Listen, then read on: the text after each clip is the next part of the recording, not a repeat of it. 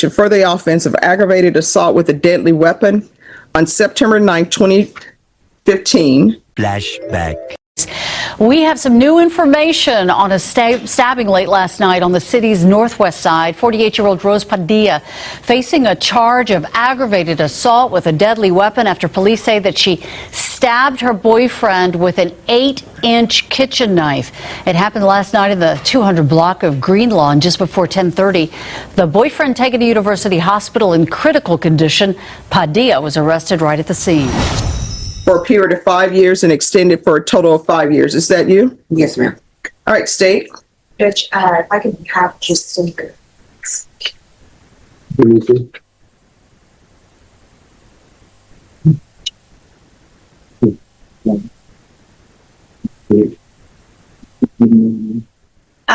violation of condition number 10 in Bexar County, Texas, between the date the defendant, Rose Padilla, was placed on community supervision and the date of filing hereof for restitution, the defendant should have remitted $81,135.98, but has only remitted $2,504 in violation of. Who's here with you? How do you plead to that? True or not true? Not true. Violation of condition number 21, on or about the 17th day of June 2025 in Bexar County, Texas, the defendant, Rose Padilla, did then and there call to complete GED as instructed by the court in violation of condition number 21. How do you plead to that? Not true. And violation of condition number 23 in Bexar County, Texas, the defendant, Rose Padilla, did then and there call to make payments of $100 every 2 weeks in violation of condition number 23. How do you plead to that? True or not true? Not true.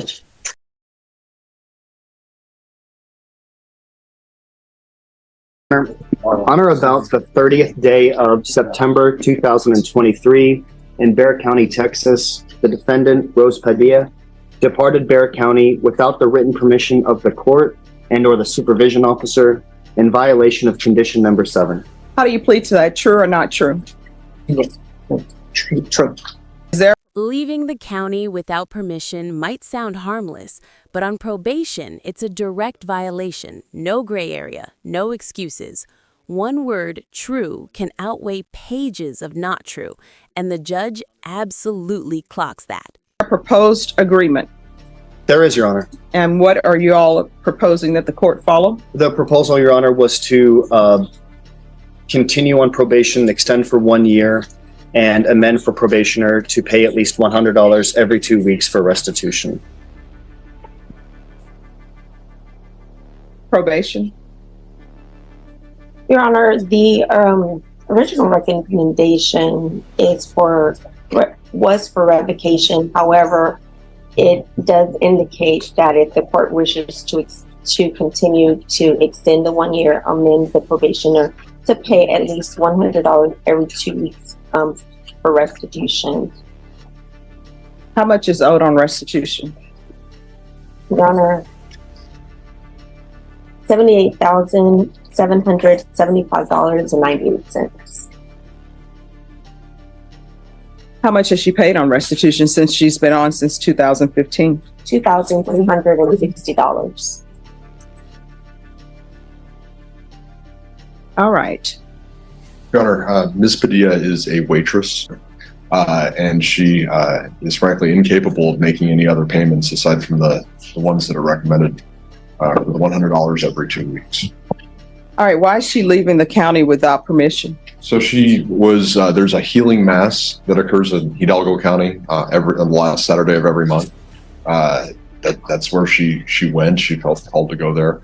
It's something that she's had a significant benefit from in the past, and so she'd heard about this mass and decided to attend that mass with her significant other. All right. Do phones not work? Does she have access to a phone? I believe she does, Your Honor. Why didn't she pick up the phone and call probation and say, hey, may I depart Bexar County to go for this? Because honestly, she hasn't been doing well on probation. I mean, that's why we're here. Probation is telling me they want a revocation. And in this court, normally it takes some doing for me to grant a revocation?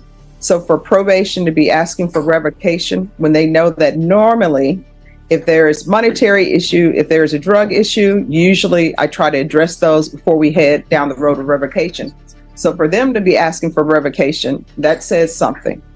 So why didn't you pick up the phone and call probation and ask them if you could leave Bexar County to go to this event? You want to raise your right hand for me? You solemnly swear or affirm the testimony you give will be the truth and nothing but the truth, so help you God? Yes, ma'am. All right, you can lower your hand. State your name for the record. Rose Padilla. All right, why didn't you call probation? It wasn't a Saturday, and I thought, nothing was going to happen. Just me going and coming back. You cannot leave Bexar County without permission while you're on probation. You understand? Yes, ma'am. Now, they want you to pay $100. What did you say? Every 2 weeks or how often? Every 2 weeks? Yes, Judge. Are you able to pay this $100 every 2 weeks, or you're just saying that? Because let me just tell you why I'm asking that question. I find that when people are looking at potentially going to prison for 20 years, if people say, all right, we will agree to continue. If you pay $500 a week, you know what people will say? Well, I'm going to call this person and I'll pay $500 a week. So I want to know, can you really pay $100 every 2 weeks? Or are you just saying this because that's the agreement you all reached? Or will you be able to pay it? If you're not going to be able to pay it, you need to let me know now, because if I follow this agreement and I get a report that you miss one of the weeks in paying, we don't have problems. Judges hear promises all day, especially when prison time is looming. That's why she's pressing here, not to be cruel, but to be honest, because missing even one payment could flip this from probation straight to prison. So if you cannot really pay $100 every 2 weeks, you need to let the court know now. Now I'm trying to get back on my feet, and I think, but if I have a problem or something, like I have health issues, can I call and let y'all know that, No, see, here's the thing. Your agreement that you all have made, regardless of what health issues you have, is that you're going to pay $100 every 2 weeks, because there's somebody out there, and I'm not the one who took this plea because this was before my time, but there's somebody out there that you owe $78,000 to. So you agreed, and your attorney agreed, that you are paying $100 every 2 weeks. So there is no, well, maybe something may come up. You've agreed that you would pay $100 every 2 weeks. That's why I'm asking this. If you are telling the court, actually, I'm not going to be able to pay $100 every 2 weeks, I was saying that, hoping that I would be able to do it, because this is the only way where maybe the state would agree not to revoke. I don't know. I'm not a part of your negotiations. But if that's the fact, you probably need to step back and talk to your attorney, and you all actually come up with a reasonable amount that you are going to be paying, no questions asked. And it should be amount that you should pay, not depending on this person giving you money or that person giving you money, because we're going to be right back here, because they're going to file a motion to revoke if you miss any of those payments. So do y'all want to step back and discuss that, or y'all want to continue with she's going to be able to pay $100 every 2 weeks? $100 every 2 weeks. All right. So you're saying, and you're telling the court, you're telling probation that you're going to pay $100 every 2 weeks. Yes, ma'am. And when is this going to start? And it started in 2 weeks, Your Honor. When's her next pay period? When's your next page? Maybe next paycheck. I get paid every Wednesday. All right. So this is her first payment, then is going to be, since you get paid Wednesday, is that electronic deposit maybe, or no? No. All right. So her first payment, she's going to be making payments on December 7th. That should be her first payment of beginning every 2 weeks. Do you understand? Yes, ma'am. And since she gets paid on Wednesday, her payments should be falling on that Thursday, because she has to get the check, go cash the check, and do all of that. All right, I'll deny the motion. Alternate amend conditions. to include $100 payment every 2 weeks,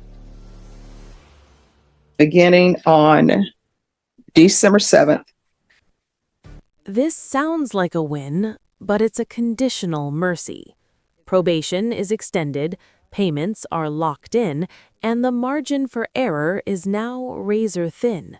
One missed report, one missed payment, one unauthorized trip, and this entire courtroom scene resets with far harsher consequences.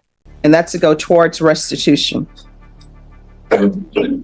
Is there anything else from either side? Nothing from the state, Your Honor. Nothing further, Your Honor. Probation, is there anything else? Yes, Your Honor. Her case expired September of this year, so that 1 year extension, are you going to move forward with that? Yes, extend for 1 year.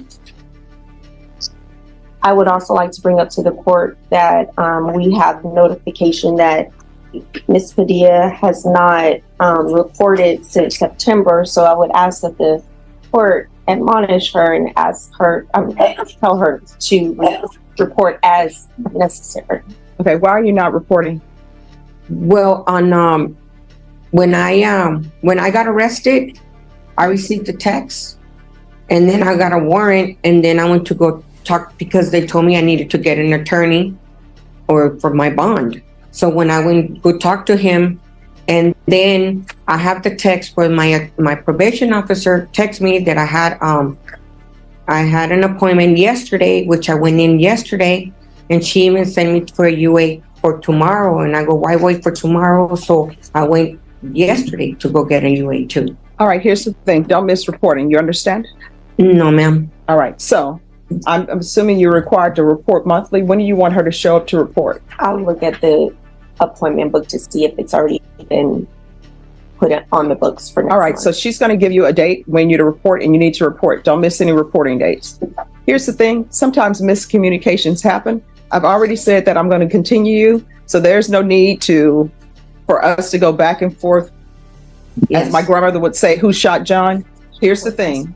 She is going to give you a date for when you report. You need to make sure you report on that date. Even if you're saying you've already reported, if she gives you a different date, you need to go report on that day. If you do not, what will end up happening is a motion to revoke will be filed. Do you understand? Yes, ma'am. All right. And then I saw in the motion to revoke this new number 1 that nobody's going on. What is happening with that? So, Your Honor, one that is out of county. The investigation that I've done, I don't believe it was more serious than a Class C misdemeanor. So I don't expect anything to come up. We'll certainly keep an eye on it. All right. And is there any issue with her and UA? Your Honor, in August, it says it was failure to submit. In September, it was a negative. I don't have anything past September because there was that lapse in reporting. So if she said she UA'd yesterday, those results will not be available until next week. All right. Did you UA yesterday? I went yesterday, yes. All right. Make sure she UA yesterday. If she did not UA yesterday, then we're going to have a problem because people are being dishonest with the court. Mhm. So if you UA'd yesterday, she's going to check it. And then from thereafter, do random UAs. Yes, Judge.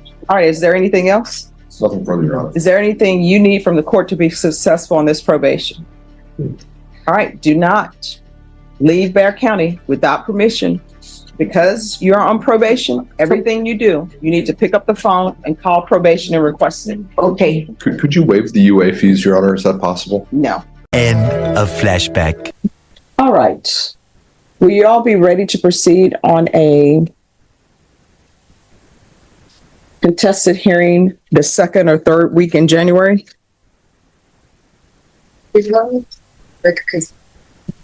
Ah.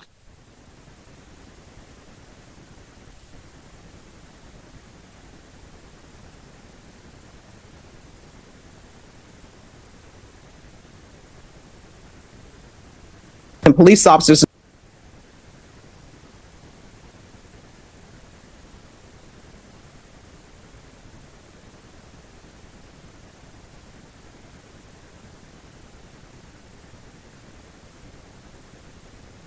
Judge, you said the second week of June. Second or third week. Yes, that's. All right. Oh, we can bring it. No, I'll do it. It's fine. All right, what date? It would be the 12th. But it is a simple case.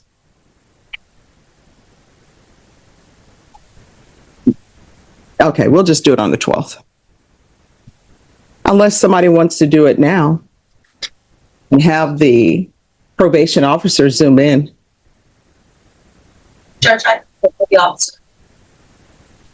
All right, we can do the contested hearing now. They'll have an officer zoom in. Everybody just have a seat. We'll see if the officer can zoom in. All right, are you all ready on? End of flashback.